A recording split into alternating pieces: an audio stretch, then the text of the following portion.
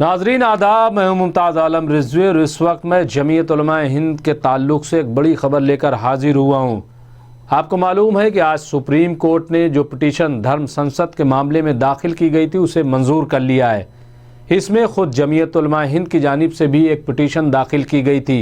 ये पिटीशन 4 जनवरी को दाखिल की गई थी, जिसमें सदर जमीयत उलमाए हिंद मौलाना सैयद अरशद मदनी ने कहा था कि इस मामले की जाँच कराई जाए और जो लोग भी जिम्मेदार हैं उनको कैफरे किरदार तक पहुंचाया जाए, उन्हें सज़ा दी जाए। आज जारी अपने बयान में मौलाना सैयद अरशद मदनी ने कहा कि बहुत अफसोस की बात है कि जिन लोगों ने मुसलमानों के कत्लेआम की बात की, जिन्होंने मुसलमान के ख़िलाफ़ गलत बयानबाजी की, वो आज भी आज़ाद घूम रहे हैं और उन पर कोई कार्रवाई नहीं की गई।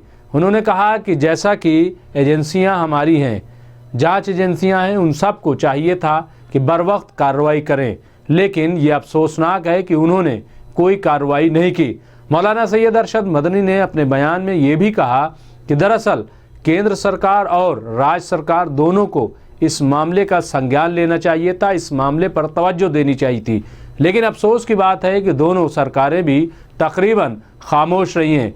मौलाना सैयद अरशद मदनी ने कहा कि दरअसल ये मामला मुल्क के मुसलमानों का नहीं है, दरअसल ये मामला जमहूरियत का है, ये मामला लोकतंत्र का है और ये मामला संविधान का है, क्योंकि जिन लोगों ने गलत बयानबाजी की है दरअसल उन्होंने संविधान को चोट पहुंचाई है।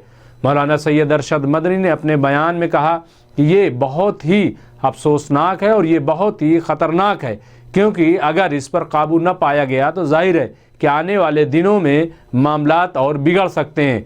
बहरहाल मौलाना सैयद अरशद मदनी ने ये उम्मीद जाहिर की है कि आने वाले दिनों में जब सुप्रीम कोर्ट में मामले की समाअत होगी तो जाहिर है जो लोग जिम्मेदार हैं उनको सज़ा ज़रूर मिलेगी। मौलाना सैयद अरशद मदनी ने कहा कि अगर सरकारें अपना काम करती, एजेंसियां अपना काम करती तो जाहिर है हमें सुप्रीम कोर्ट का दरवाज़ा न खटखटाना पड़ता। आपको मालूम है कि इस पूरे मामले में तकरीबन 270 पिटीशन दाखिल की गई थी, जिनको आज समाअत के लिए मंजूर कर लिया गया है। आपको मालूम है कि पिछले 17 दिसंबर से लेकर 19 दिसंबर तक हरिद्वार उत्तराखंड में एक धर्म संसद का इनेकाद किया गया था, आयोजन किया गया था, जिसमें 3 बड़े ख़तरनाक किस्म के बयान दिए गए थे। पहला बयान ये दिया गया था कि मुसलमानों को मारा जाए, मुसलमानों को काटा जाए। दूसरा बयान ये दिया गया था कि मुल्क के मुसलमानों को कभी भी प्रधानमंत्री न बनने दिया जाए, उन्हें प्रधानमंत्री बनने से रोका जाए। और तीसरा बयान दिया गया था कि इनकी जिस तेज़ रफ्तारी से आबादी बढ़ रही है उस आबादी को भी हमें रोकना है। ये 3 बयान दिए गए थे जिसकी जांच होना है, लेकिन अभी तक कोई गिरफ्तारी नहीं हुई और इस पर जांच भी नहीं हुई। कुछ FIR ज़रूर हुई है, लेकिन FIR भी बराए नाम है, जबकि मामला बहुत संगीन है।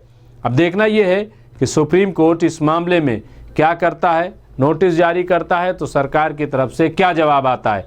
क्या जो लोग गलत बयानी कर रहे थे, क्या जिन लोगों ने मुल्क में नफ़रत फैलाने का काम किया उनके खिलाफ़ कोई कार्रवाई होती है?